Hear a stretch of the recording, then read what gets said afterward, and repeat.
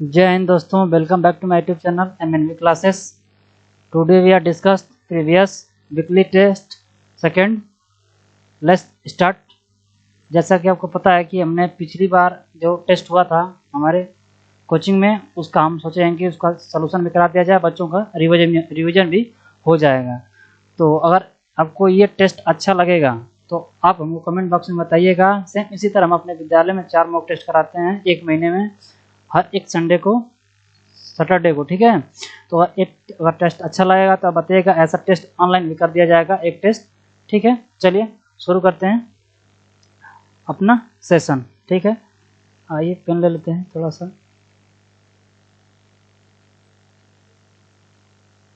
चलिए एक motivational quote सुन लेते हैं, फिर अपना सेशन चालू करेंगे। मंजिल उन्हीं को मिलती है जिनके सपनों में जान होती है।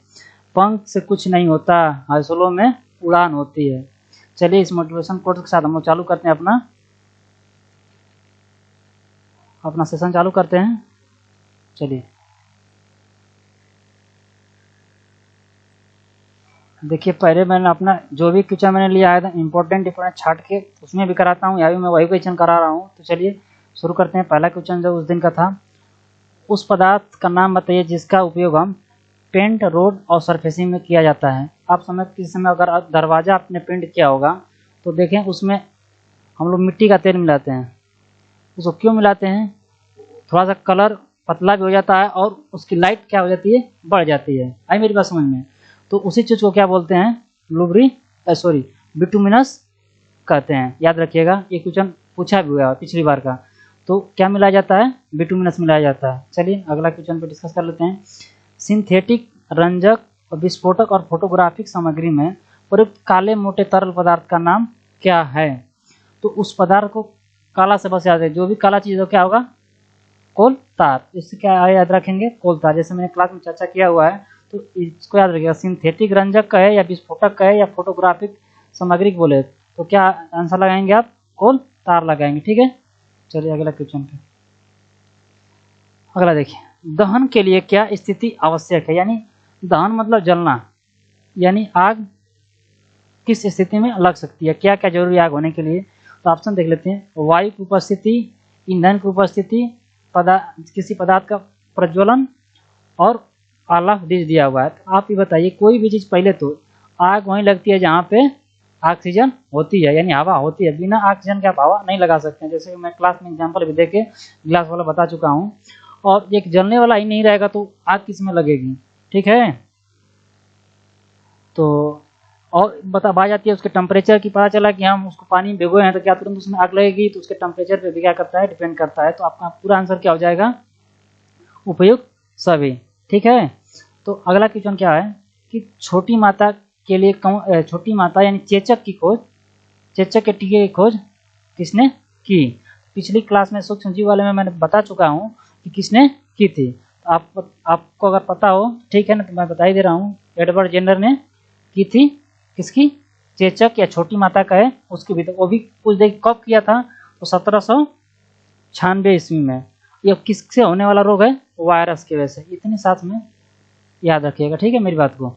वायरस होने वाला रोग है चेचक, और कब खोज की गई थी पूछे तो 1796 ईस्वी में, ठीक है। चलिए अगली पूछ रहा है कि साइनोकोबालामिन विटामिन है। किस विटामिन को साइनोकोबालामिन के नाम से जानते हैं? रासायनिक नाम है, ठीक है। तो विटामिन 12। मैंने बताया था कि विटामिन B12 की खास बात क्या है? इसमें एक कोबाल्ट नाम का क्या पाया जाता है, एक धातु पाई जाती है। पूछता है कभी कभी कि कोबाल्ट नामक धातु किस विटामिन में पाई जाती है। तो आई होप आप उसका भी जवाब दे देंगे और इसका भी जवाब दे देंगे, ठीक है। देख लिए 2018 में क्या पूछा हुआ क्वेश्चन है। तो थोड़ा क्वेश्चन के इंपॉर्टेंट का मतलब समझिएगा। इस स्लाइड बनाने में बहुत मेहनत भी लगती है, 3-3 घंटे लग जाते हैं क्वेश्चन को काट के सेलेक्ट करने में, ठीक है। अगला क्वेश्चन है, निम्नलिखित में से सर्वाधिक कठोर धातु का है। सबसे कठोर धातु की बात करेगा तो अब ऑप्शन में पहले देख लीजिए। सोना, मैंने बताया था कि सोना सब कौन सी धातु है? सबसे तन्य धातु है। लोहा, प्लेटिनम और टंगस्टन। टंगस्टन अपना राइट आंसर हो जाएगा। टंगस्टन की कुछ और बातें रखिएगा।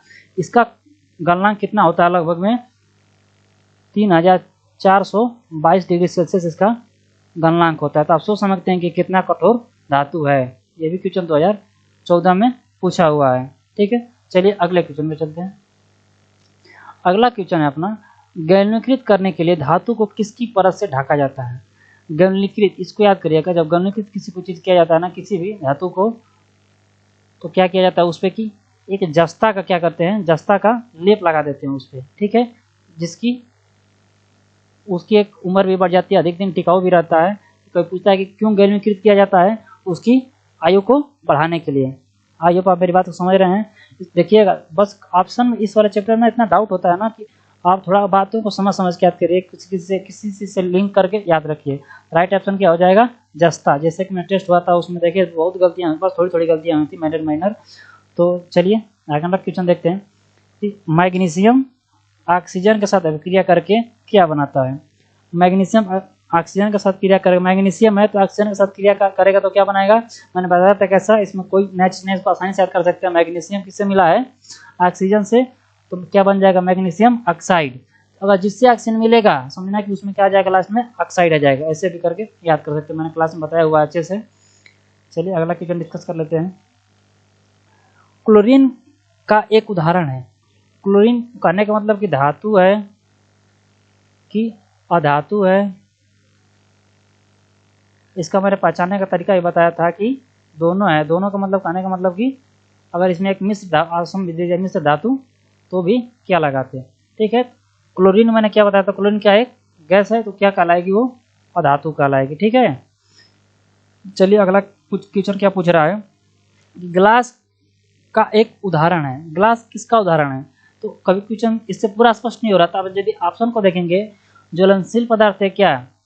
ग्लास जल सकती है, और इससे आग लग कर कहने का मतलब आग लग सकती है? नहीं। अज्वलनशील पदार्थ, हाँ इसको कह सकते हैं। गिलास क्या है? अज्वलनशील पदार्थ, इससे कोई आग नहीं लग सकती है। तो इसमें ऑप्शन एक दिया ए और बी दोनों, इसको देखिएगा ध्यान से, ये ना कि दोनों दे दिया ए बी दो तो दोनों लगा, ऐसी कोई बात नहीं होती है, ठीक। तो क्या कर सकते हैं, क्या अपना राइट ऑप्शन हो जाएगा? अज्वलनशील पदार्थ है। गिलास क्या है? अज्वलनशील पदार्थ है। चलिए अगले क्वेश्चन में चलते हैं। अगला हमसे क्वेश्चन पूछ रहा है, उस पदार्थ का नाम बताइए जिसका उपयोग हम स्नैक में करते हैं। स्नैक का मतलब याद रखिए, सीधा सीधा ग्रीस देखे होंगे ना, ग्रीस बहुत गाढ़ा पदार्थ होता है, ठीक है।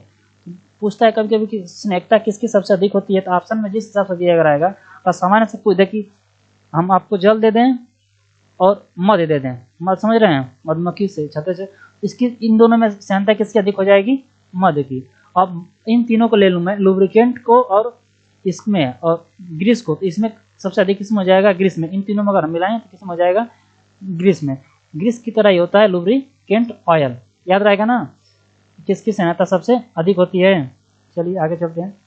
अगला पूछा कि वंशानुक्रम की संरचनात्मक और कार्यात्मक इकाई क्या है?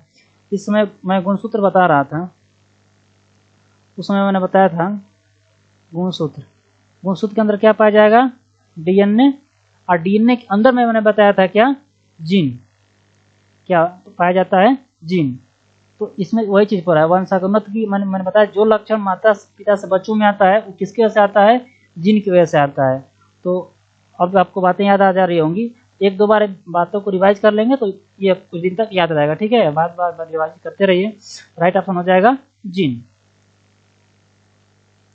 अगला क्वेश्चन है, कोशिका झिल्ली और नाभिक के बीच मौजूद जेली जैसे पदार्थ का नाम क्या है? कोशिका झिल्ली और नाभिक के बीच में बात कर रहा है, मैंने कोशिका बना के बताया था। नाभिक झिल्ली क्या थी? यही ना, केंद्र कहाँ था? नाभिक बीच में था, इसके अंदर केंद्र, इसके बीच में जो भरा था लिक्विड, उसको पूछ रहा है कि उसको क्या क्या नाम है? वो क्या होता है? साइटोप्लाज्म। क्या होता है? साइटोप्लाज्म। इसको याद रखिएगा, ठीक है। चलते हैं अगले क्वेश्चन पे। निम्न में से किस गैस की ज्वाला नीले रंग की होती है? किस गैस को जलाया जाता है तो नीला देखने को मिलता है? तो अक्सर आप देखे होंगे कि कार्बन डाइऑक्साइड को जलाया जाता है तो किस कलर निकलता है उसका? उसकी ज्वाला जो ऊपर से ऐसे निकलती है ना, जिस मोमबत्ती का आकार देख रहे हैं, ऐसे ऊपर वाला जो भाग होता है वो नीला दिखने लगता है, ठीक है। तो किस गैस को जलाने पे ऐसा दिखता है? कार्बन डाइऑक्साइड, CO2 को। आप याद रखिएगा इस बात को। और अगला क्वेश्चन आगे चलते हैं अगली स्लाइड पे। पूछ रहा है कि भारत का सबसे पहला बायोस्फीयर रिजर्व कहाँ है? भारत का सबसे पहला बायोस्फीयर रिजर्व कहाँ है? तो यहाँ से आपको ये पूछ सकता है कि बायोस्फीयर कहाँ है, तो कहाँ पाया जाता है ये नीलगिरी में। और इसकी शुरुआत पूछ देता है बायो रिजर्व की शुरुआत कब हुई थी भारत में, तो 1900 डेट भी याद रखिएगा, 1986 में भारत में बायोस्फीयर रिजर्व की क्या हुई थी, शुरुआत हुई। और कहाँ स्थित है, नीलगिरी में। ठीक है, तो चलो अगला क्वेश्चन देख लेते हैं। पारिस्थितिकी तंत्र में ऊर्जा का स्रोत है, पारिस्थितिकी तंत्र में ऊर्जा का स्रोत क्या है ये पूछ रहा है हमसे। ठीक है, तो इसका हम ऑप्शन आसानी से दे सकते हैं। पारिस्थितिकी में क्या होता है, सूर्य। इसमें टोटल किस पे डिपेंड होता है, सूर्य। सूर्य से हमको क्या मिलती है, ऊर्जा, जिससे कि पेड़ पौधे अपना इसी से क्या बना लेते हैं, अपना प्रकाश संश्लेषण की वजह से अपना भोजन भी बना लेते। ठीक है, इस बात को याद रखिएगा। पारिस्थितिकी तंत्र का मतलब सूर्य से रिलेटेड है, तो यह किसको लगाएंगे, सूर्य से। ठीक, चलिए अगले साइड पे चलते हैं। निम्नलिखित में से किसे कोशिका का ऊर्जा केंद्र कहा जाता है। जैसा कि मैंने इस पर बहुत अच्छे से, इस कोशिका को मैं बहुत अच्छे से पढ़ाया हूँ, तो उनको तो कोई दिक्कत नहीं है, लेकिन जो नए लोग हैं तो मैं जरूर इस टॉपिक को लेकर आऊँगा कंसेप्ट के साथ। फिर देखिएगा कोशिका आपके मुट्ठी में होगी, चट से जवाब देंगे, हर एक सवाल का जवाब सेकंडों में देंगे। जो भी कोशिका से कितना भी कठिन क्वेश्चन हो उसका जवाब सेकंड में देंगे। देखिए, कोशिका का पावर हाउस पूछे या गृह ये बोलता है, शक्ति गृह पूछता है, तो किसको लगाएंगे, माइटोकॉन्ड्रिया को। ठीक है, पावर हाउस पूछे या शक्ति गृह पूछे, किसको लगाएंगे, माइटोकॉन्ड्रिया का। क्योंकि माइटोकॉन्ड्रिया में क्या होता है, आपका ग्लूकोज बनता है। क्या बनता है, ग्लूकोज बनता है। इसी में ना आके आपका क्या चलता है, क्रेब्स चक्र चलता है। क्या चलता है, क्रेब्स चक्र चलता है। और किसका निर्माण होता है, ग्लूकोज का, जिससे हमको क्या मिलती है, इंस्टेंट एनर्जी मिलती है। चलिए अगला क्वेश्चन पे चलते हैं। पेट्रोलियम के विभिन्न घटकों को अलग करने की प्रक्रिया को क्या कहा जाता है। पूछ रहा है कि पेट्रोलियम को, क्योंकि पेट्रोलियम कई अलग अलग घटकों में क्या होता है, मिश्रित होता है, उसी को अलग करने की प्रक्रिया को क्या बोलता है, उसको आपसे पूछ रहा है ये। ठीक है, इसको क्या बोलते हैं, देखिए कई चीज़, जैसे पेट्रोल भी हो गया, डीजल हो गया, पैराफिन हो गया, मोम हो गया, ये सब क्या है, अलग अलग अवयवों से मिश्रित हैं। इन्हीं को अलग करने की प्रक्रिया को क्या बोलते हैं, प्रक्रिया को परिशोधन बोला जाता है। ठीक है, पेट्रोल हो गया, डीजल हो गया, इन सब क्या होते हैं, अलग अलग अवयवों से मिले होते हैं। इन्हीं को अलग करने के लिए क्या बोलते हैं, प्रक्रिया को क्या बोलते हैं, परिशोधन। आपको याद रहेगा ना। चलिए आगे, कितने बच्चे शुद्धिकरण मार के निकल जाएंगे, लेकिन इसका राइट ऑप्शन क्या होगा, परिशोधन। परिशोधन की परिभाषा भी मैंने बता दिया। ठीक है, चलिए अगले स्लाइड में चलते हैं। अगला पूछ रहा है कि नेफ्थलीन बाल को से प्राप्त किया जाता है। नेफ्थलीन को किससे प्राप्त किया जाता है, ये बात हमसे पूछ रहा है। नेफ्थलीन को किससे प्राप्त किया जाता है, याद रखिएगा, कोलतार से। किससे, कोलतार से। जैसा कि देख रहे हैं 19 में पूछा हुआ क्वेश्चन है, तो ये आप में क्या बात है कि अलग से इंपॉर्टेंट बना रहा है ये क्वेश्चन। ठीक है, इसको याद रखिएगा। कोलतार से क्या पाया जाता है, नेफ्थलीन प्राप्त किया जाता है। जबकि एलियोफाइटिक से को किससे प्राप्त किया जाता है, एलियोफाइटिक को, इसको याद रखिएगा, पूछ देगा कि मानो एलियोफाइटिक को कहाँ से प्राप्त किया जाता है। क्या आप बताएंगे इसका आंसर, पेट्रोलियम। ठीक है, कहाँ से, पेट्रोलियम से प्राप्त किया जाता है, किसको, एलियोफाइटिक को। इस बात को विशेष साथ में याद रखिएगा। ठीक है, चलते हैं अगले क्वेश्चन पे। पूछ रहा है कि लोहे का शुद्धतम रूप क्या है। तो इसको एकदम 1 नंबर आपका फिक्स क्वेश्चन है ये, कुछ नहीं। मैंने एग्जांपल भी इसका स्कूल कोचिंग में दिया था। क्या, लोहे को पीट पीट कर क्या बना देंगे, शुद्ध बना देंगे। तो सबसे शुद्धतम कौन हो जाएगा, जिसको जो मार्क आता है वही आगे चल क्या बनता है, एक अच्छा स्टूडेंट बनता है। उसी तरह मैंने जो लोहा अधिक पिटता है क्या बनता है, शुद्ध वही रूप बनता है। तो क्या है, पिटवा लोहा। तो याद रहेगा ना ऑप्शन, भूलेंगे नहीं। चलिए मिलते हैं, अगले स्लाइड पे चलते हैं। अगला क्वेश्चन है, गैल्वेनिकित करने के लिए किस धातु को परत से ढका जाता है। इसका ऑप्शन आप कमेंट बॉक्स में बताइएगा। इसका मैंने जवाब क्वेश्चन फिर भी पिछले स्लाइड में था, तो इसका जवाब आप लोग देंगे। ठीक है, चलते हैं अगला क्वेश्चन डिस्कस कर लेते हैं। इस्पात को लाल गर्म करके धीरे धीरे ठंडा करने पर वह हो जाता है। पूछ रहा है कि इस्पात को ले ले या आप लोहे को ले लीजिए। आप जब लोहे को जब तक जहाँ तक गर्म होता है, गर्म करने के बाद कैसा होता है, लाल। जब धीरे धीरे उसको ठंडा करते हैं ना लोहे या इस्पात को, तो कैसा हो जाता है वो कोमल और अनम्य। देखिए कोमल में और यहाँ पे कठोर और भंगुर दिया होता है। कठोर तो कर लगाइएगा मत, क्योंकि देखते हैं कि कभी भी और लोहे को पीटना रहता है तो क्या करते हैं हम लोग उसको गर्म करते हैं। तो गर्म करने का मतलब क्या होगा, सॉफ्ट होता होगा तभी तो इसीलिए क्या हो जाता है कोमल, कोमल से पकड़ लेगा जा, कोमल से क्या और अनम्य, दोनों को याद रखेंगे आसानी से। ठीक है, चलिए अगला क्वेश्चन में चलते हैं। पूछ रहा है कि मानव में इन्फ्लुएंजा रोग किस के कारण उत्पन्न होता है। तो इस बात को मैंने सूक्ष्मजीव वाले चैप्टर में कराया था कि इन्फ्लुएंजा किससे होने वाला रोग है। तो इन्फ्लुएंजा रोग वायरस से क्या होने वाला एक रोग है। ठीक है, इसको याद रखिएगा। तो क्या बोला जाएगा, वायरस मतलब क्या, विषाणु से होने वाला रोग है। ठीक है, याद रहेगी बात ना ये। आइए देखिए, अभी 2020 में क्वेश्चन पूछा हुआ है, तो आप कहीं ना कहीं इस क्वेश्चनों का महत्व समझिए।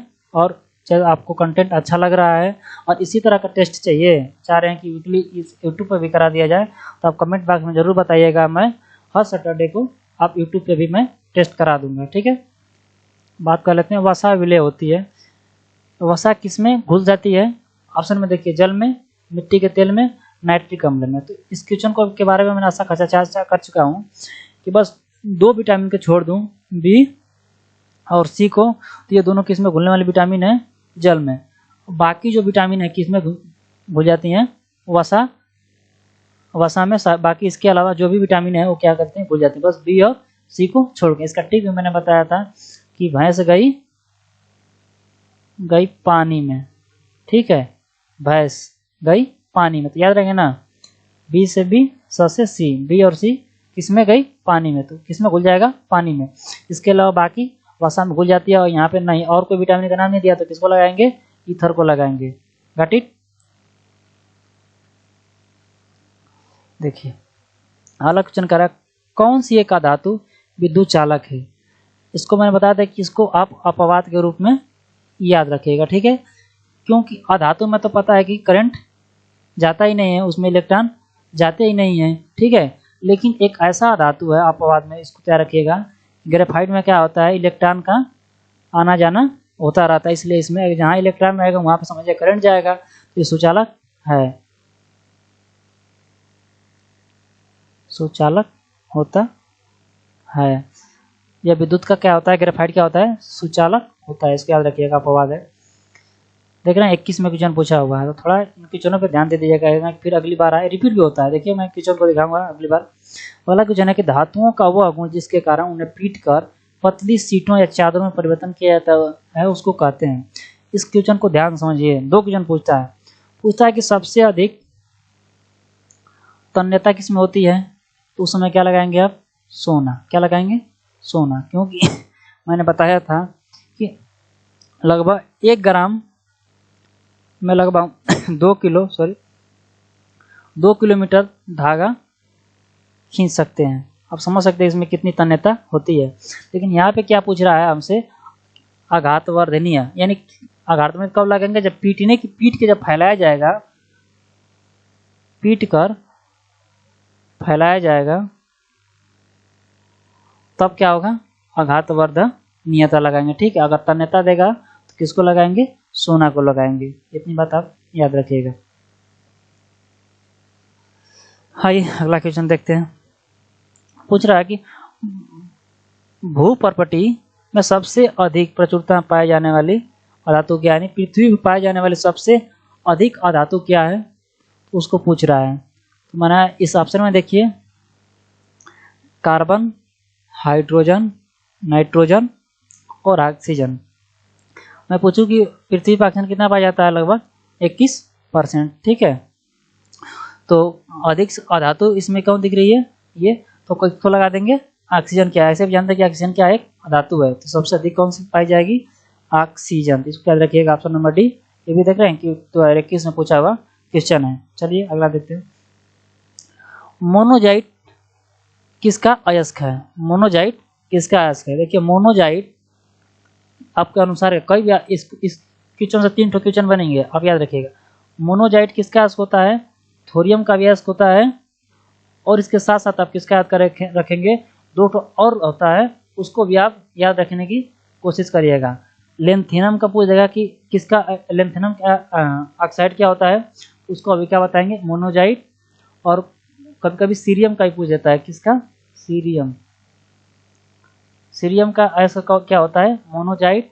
और थोरियम का भी क्या होता है, मोनोजाइट। और लेंथेनम का भी क्या होता है, लेंथेनम का भी क्या होता है, मोनोजाइट।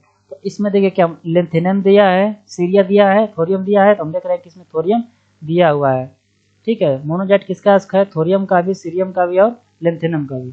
तो इससे 3 क्वेश्चन आप एक साथ याद रखिएगा। ठीक है, इस बार थोरियम दिया है तो अगली बार क्या देने की संभावना है, लेंथियम दे सकता है या सीरियम दे सकता है। ठीक है, चलिए अगले क्वेश्चन में चलते हैं।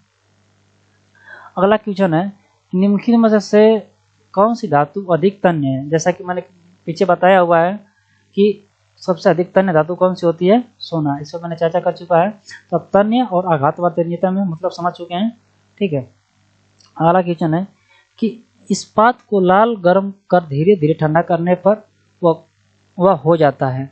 इसको भी मैंने पीछे बताया कि लोहे या इस्पात को जब लाल करते हैं, मैंने गर्म करते हैं तो लाल होता है, और लाल करने के बाद जब ठंडा करते हैं तो कैसा दिखने लगता है, धीरे धीरे हल्का ठंडा होने पर वह इस्पात लाल होने पर, ठंडा होने पर वह कोमल और अनम्य हो जाता है, यानी सॉफ्ट हो जाता है। देखें पीटता है, पीटने के लिए हम लोग क्या करते हैं, पहले उसको गर्म करते हैं, गर्म जब रेड हो जाता है तो क्या करते हैं, पीटने लगते हैं। उस रेड को भी देखेंगे तो उसके ऊपर क्या रहता है, एक नीला कलर आपको देखने के मिल जाएगा। ठीक है, तो अगर आपको ये सेशन अच्छा लगा हो तो जरूर कमेंट बॉक्स में बताइएगा। हम डेली नहीं तो कर सकते हैं, तो ऐसा हम हर एक शनिवार को हमारे यहाँ हर सैटरडे को ऐसा टेस्ट होता है, तो उस टेस्ट को मैं ऑनलाइन भी करा दूंगा। ठीक है, और मेरा कंटेंट वीडियो अच्छा लग रहा है तो इस समय मैं बता रहा हूँ, चर्चा भी किया है कि इस समय आपको हमको क्या किसकी सपोर्ट है, हमको सपोर्ट की ज़रूरत है। तो आप सपोर्ट करिए, वीडियो को लाइक शेयर दबा के करिए। फिर जैसे जैसे हमारी फैमिली बढ़ती है वैसे वैसे हम आपके लिए मेहनत करेंगे, आप हमारे लिए थोड़ा इसमें मेहनत करिए। ठीक है, मिलते हैं अगली वीडियो में। धन्यवाद, जय हिंद।